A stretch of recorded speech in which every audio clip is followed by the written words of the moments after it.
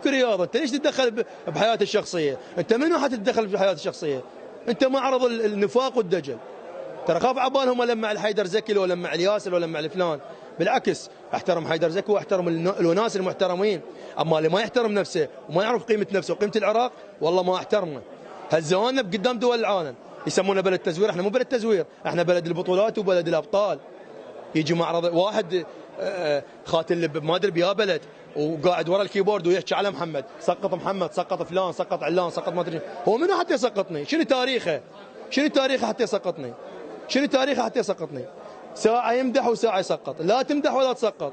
أنا ما أحتاجك لا تمدحني ولا تسقطني، أنا محمد حميد الكل تعرف تاريخه والناس الرياضيين يعرفون تاريخ محمد حميد واللاعبين اللي حرموهم من المنتخبات.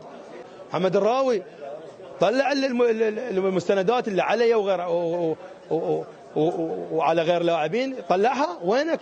محمد مزور فلان